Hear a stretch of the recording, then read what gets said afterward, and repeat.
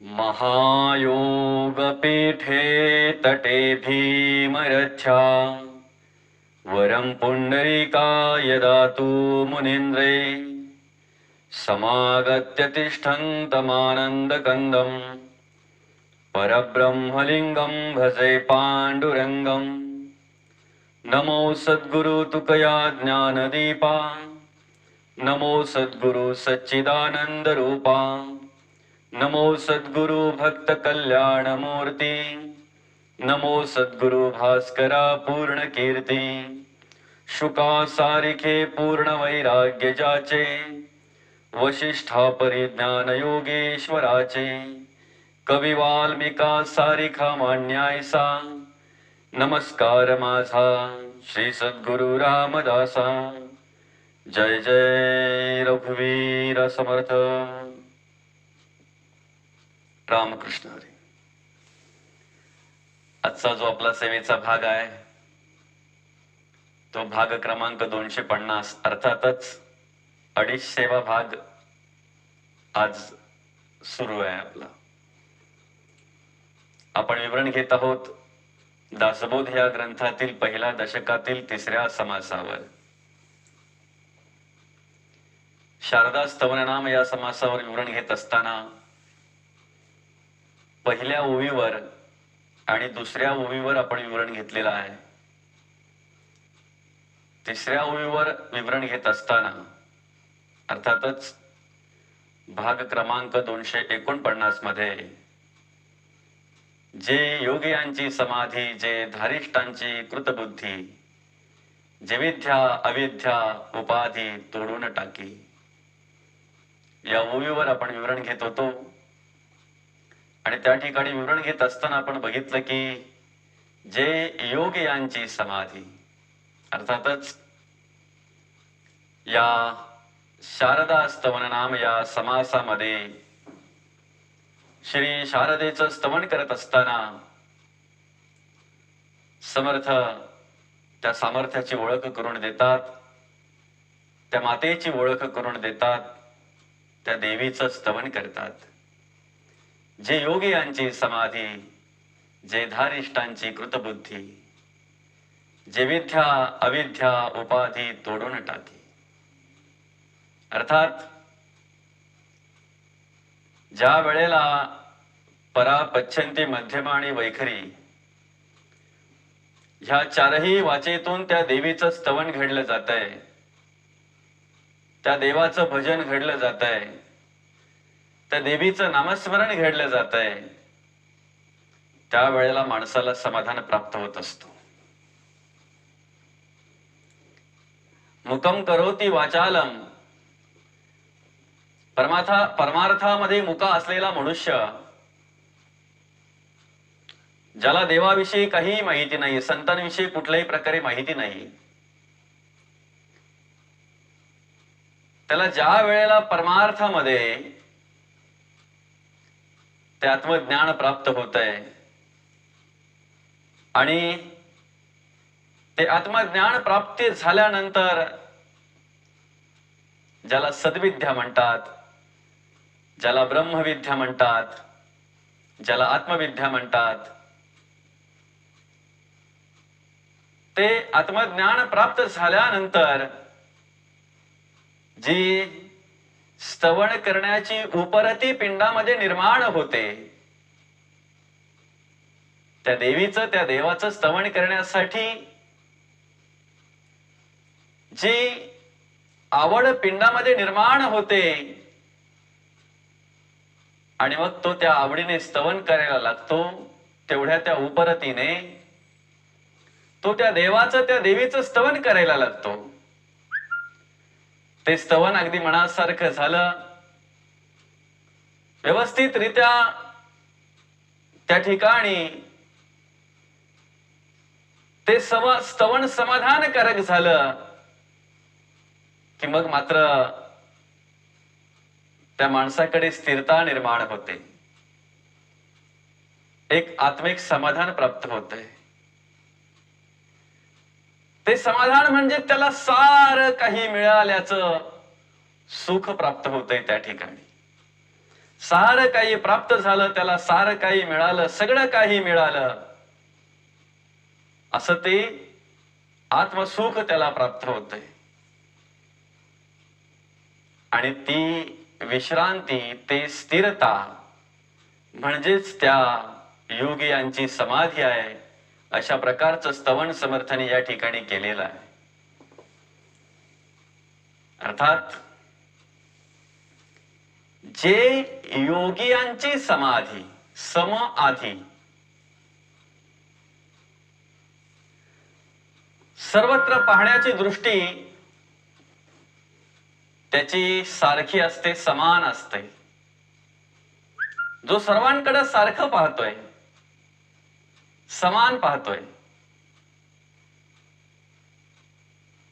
आणि सर्वत्र त्या देवीचं सामर्थ्य आहे, त्या देवीचं अस्तित्व आहे, याची जाणीव त्याला होते. आणि मग अशी भूमिका, असे विचार ज्या ठिकाणी निर्माण होतात, तो योगी त्या ठिकाणी विश्रांती पावत असतो. ती विश्रांती म्हणजेच त्या ठिकाणी त्याची असणारी ती समाधी किंवा त्याला निर्माण झालेली ती समाधी. जे योगियांची समाधी, जे धारिष्ठांची कृतबुद्धी, खऱ्या अर्थाने एकदा त्या देवीचं दास्यत्व स्वीकारलं, साधना घेतली, साधनेमध्ये आला, साधक म्हणून उभा राहिला, कि मग त्या ठिकाणी कृतबुद्धी म्हणजे काय? एक निश्चयात्मक भूमिका उभी राहते त्या ठिकाणी. मला परमार्थ करायचाच आहे, मला ही भक्ती करायचीच आहे, मला हे देवाचं स्तवन, देवीचं स्तवन करायचंच आहे. अशा प्रकारची एक कृतबुद्धी त्या ठिकाणी उभी राहते. निश्चयात्मक आत्मबुद्धी त्या ठिकाणी उभी राहते, त्या ठिकाणी कार्य करायला लागते. मग तो माणूस त्या ठिकाणी विचार करत असतो की ज्या वेळेला मी संसारामध्ये निश्चय करायचो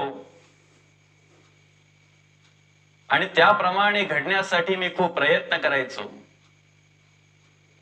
जो निश्चय करायचो तो निश्चय यशस्वी व्हावा म्हणून किती जरी संकट आडवी आली, किती जरी काही आडवं आलं, तरी मी मागे डगमगत नव्हतो, मागे सरत नव्हतो.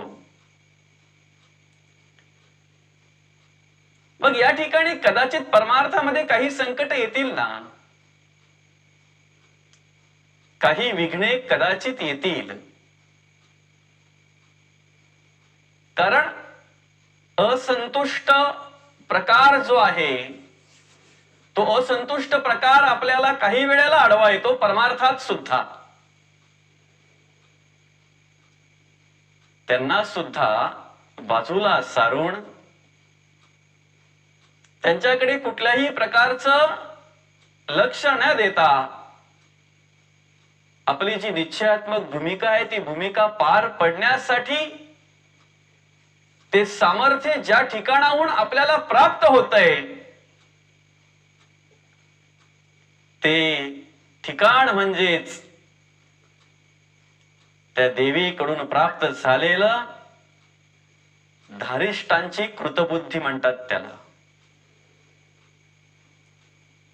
अर्थात त्या देवाचं स्तवन करण्याचं धारिष्ठ, ते पण धारिष्ठच आहे ना. बाकी संसार प्रपंचामध्ये धारिष्ठ करणारी माणसं भरपूर असतात, पण परमार्थामध्ये धारिष्ठ करायला जरा माणूस मागे मागे सरतो. कारण या ठिकाणी अशी परिस्थिती आहे की जर देवाचं स्तवन करायचं आहे तर मग काही गोष्टींचा त्यागही घडला पाहिजे. चांगल्या गोष्टी जर आपल्या पिंडामध्ये निर्माण करायच्या आहेत तर वाईट गोष्टींचा त्याग घडला पाहिजे आणि ते धारिष्ठ माणसाकडे निर्माण झालं पाहिजे. ते उत्तम कर्म करण्याचं धारिष्ठ, ते स्तवन करण्याचं धारिष्ठ, ती देवपूजा करण्याचं धारिष्ठ, अहो, रावणाच्या राज्यात राहून आणि त्या ठिकाणी श्रीरामाचं नामस्मरण करायचं आहे, हे विभीषणाला जमलं. रावणाच्या राज्यात राहून त्या ठिकाणी श्रीरामाचं नामस्मरण करायचं आहे, हे विभीषणाला जमलं. श्रीरामाचं स्तवन करायचं आहे त्या ठिकाणी, हे विभीषणाने केलेलं आहे. म्हणजे धारिष्टच आहे ना ते. हे धारिष्ट करण्यासाठी, हे धारिष्ट निर्माण होण्यासाठी जे सामर्थ्य प्राप्त होतंय ते सामर्थ्य त्या देवीचं असतंय, त्या मूळ मायेचं असतंय, त्या मूळ प्रकृतीचं असतंय. म्हणून या ठिकाणी मांडलेलं आहे, जे धारिष्टांची कृतबुद्धी, ज्याला कृतबुद्धी म्हणजे अर्थात सद्बुद्धी, सत्य कर्म करण्याची बुद्धी, सत्य कार्य करण्याची बुद्धी. कृत म्हणजे सत्य कार्य करण्याची बुद्धी, सत्य कर्म करण्याची बुद्धी, सत्याकडे वाटचाल करण्याची बुद्धी. ही बुद्धी त्या देवीच्या कृपेने प्राप्त होत असते. आणि मग एकदा ती सद्बुद्धी निर्माण झाली, ती कृतबुद्धी निर्माण झाली की मग तीच कृतबुद्धी काय करते, त्या देवीच्या कृपेने जे विद्या अविद्या उपाधी तोडून टाकी. ज्ञानातून निर्माण होणारी उपाधी आणि अज्ञानातून निर्माण होणारी उपाधी. अज्ञानातून तर अनेक प्रकारच्या उपाध्या लावून मनुष्य बसलेला असतो. या ठिकाणी समर्थ ओळख करून देतात, उपाधी देहबुद्धी ते वाढविते. उपाधी देहबुद्धी ते वाढविते. नसे अंत अनंत संताप सावा. या ठिकाणी ओळख करून दिलेली आहे समर्थांनी. अर्थात करी वृत्ती जो संत तो संत जाणा, दुराशा गुणे जो नव्हे दैन्यवाणा. अशा प्रकारे ते कार्य संतांचं आहे. आणि ते उपाधी रहित आहे. कोणत्याही प्रकारची उपाधी त्या ठिकाणी नाही आहे. पण ज्या ठिकाणी देहबुद्धी आहे त्या ठिकाणची अवस्था, त्या ठिकाणची ती ओळख संतांनी समर्थांनी करून दिलेली आहे. उपाधी देहबुद्धी ते वाढविते, परी सज्जना केवी बाधू शकेते. त्या उपाधीची बाधा सज्जन माणसाला होत नाही. संत पुरुषांना त्या उपाधीची बाधा होत नाही. आणि म्हणूनच या ठिकाणी ती ओळख संतांनी करून दिलेली आहे.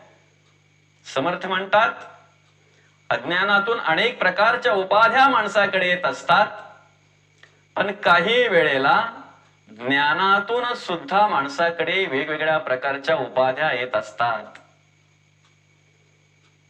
मला समजतंय एवढं जरी आपल्याकडे विचार आला तरी ती उपाधी माणसाला घातक आहे.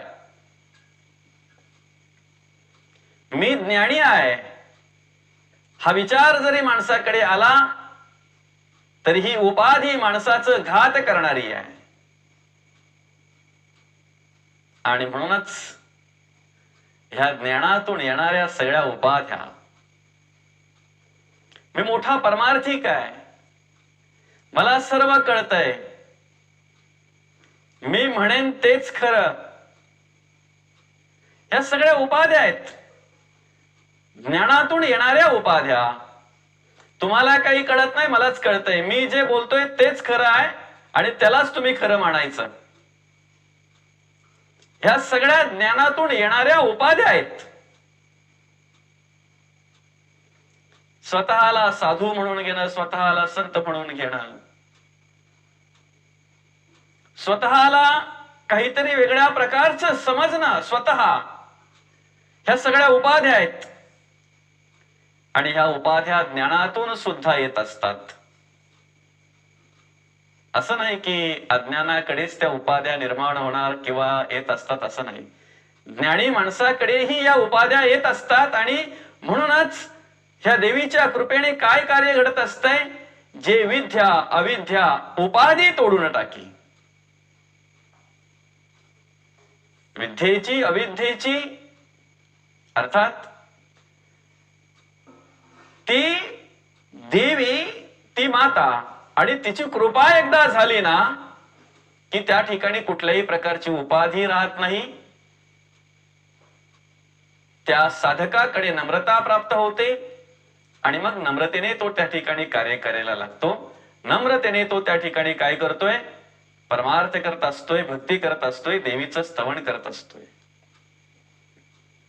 तिचं स्वरूप आहे कसं, त्या देवीची ओळख करून देत असताना, त्या मातेची ओळख करून देत असताना समर्थ म्हणतात, जे योगी यांची समाधी म्हणजे योगी पुरुष सुद्धा त्या ठिकाणी विश्रांती पावतात, स्थिर होतात, समाधीस्थ अवस्था त्या ठिकाणी त्यांना प्राप्त होते.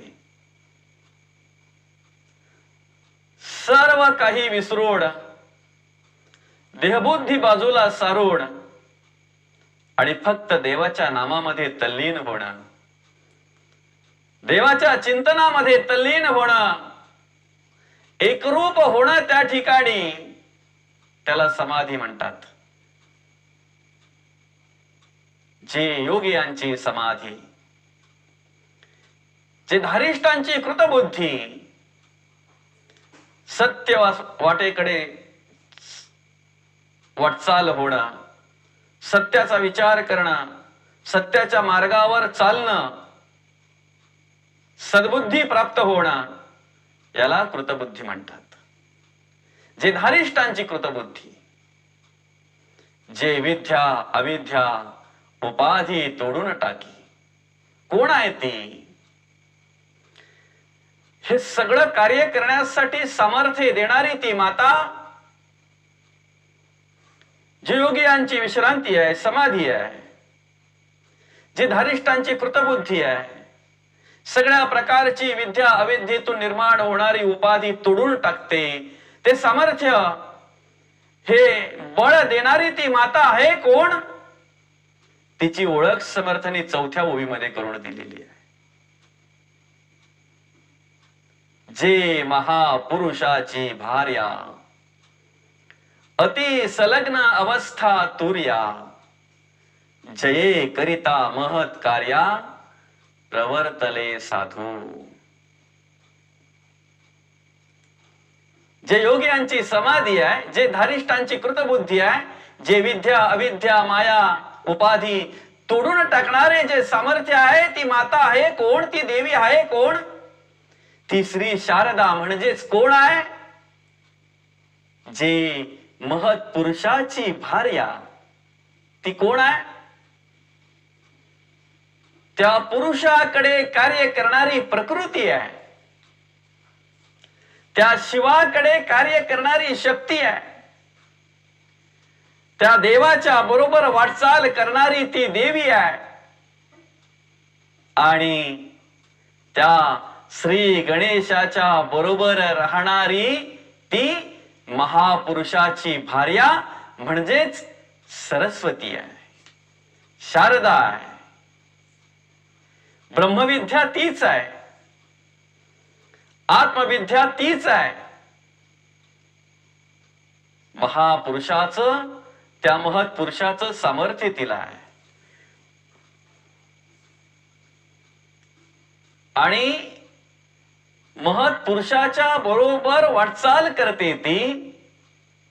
जिथे तो महापुरुष असेल त्या ठिकाणी तिचं स्थान असतंय, वास्तव्य असतंय. ज्या ठिकाणी तो पुरुष निवास करतोय त्याच ठिकाणी ती प्रकृती निवास करते. ज्या ठिकाणी शिवाचं स्थान आहे त्याच ठिकाणी शक्तीचं स्थान आहे. ज्या प्रकारचं देवाचं कार्य आहे त्याच प्रकारे देवीचं कार्य आहे आणि म्हणूनच तिला म्हटलं जातंय जे महत्पुरुषाची भार्या. अर्थात त्या श्री गणेशाच्या ठिकाणी ती सरस्वती म्हणून कार्य करत आहे, शारदा म्हणून कार्य करत आहे. तेवढं ते सामर्थ्य आणि ते बळ घेऊन ती उभी आहे. म्हणून तिला म्हटलेलं आहे महत्पुरुषाची भार्या, कारण ती त्या महापुरुषाच्या पाऊलावर पाऊल ठेवून चालत आहे. खऱ्या अर्थाने प्रकृती आणि पुरुष फरक नाही आहे, ते एकच रूप आहे. त्या पुरुषाकडे, त्या ब्रह्माकडे कार्य करण्याचा संकल्प म्हणजेच ती मूळ माया आहे. आणि त्या ठिकाणी तेच सामर्थ्य, तेच बळ आणि त्याच प्रकारचं कार्य पाहायला मिळत आहे. वेगळं असं काही नाही आहे. म्हणून ती जिथे नारायण असेल तिथे लक्ष्मी वास करत असते. खऱ्या अर्थाने आपण मागेही स्तवन करताना, चिंतन करताना, विवरण घेताना विचार केला की ज्याप्रमाणे आपला संसार करण्यासाठी पती पत्नी महत्वाचे असतात, एक पुरुष संसार करू शकत नाही किंवा एक स्त्री सुद्धा संसार करू शकत नाही, दोघांची गरज आहे. त्याचप्रमाणे या ब्रह्मांडाचा संसार सांभाळण्यासाठी पुरुष आणि प्रकृती, शिव आणि शक्ती, अर्धनारी नटेश्वर म्हणते, देव आणि देवीची ही आवश्यकता आहे. मग त्या ठिकाणी त्या संसारामध्ये ज्या वेळेला ती श्री त्या काळ्या मण्यांची पोथ एकदा आपल्या गळ्यामध्ये धारण करते, बांधते, त्या वेळेपासून ती त्या पुरुषाची श्री होते. त्या पुरुषाची श्री म्हणून तिला त्या ठिकाणी ओळखली जाते. पूर्वी एक ती म्हण होती, लोक म्हणायचे, बांधला मणी केला धणी, बांधला मणी केला धणी. त्या संसारातील स्त्रीने एकदा तो मणी गळ्यामध्ये बांधला की त्या ठिकाणी तो धनी केला समजा. संत या ठिकाणी त्याच प्रकारची ओळख करून देतात की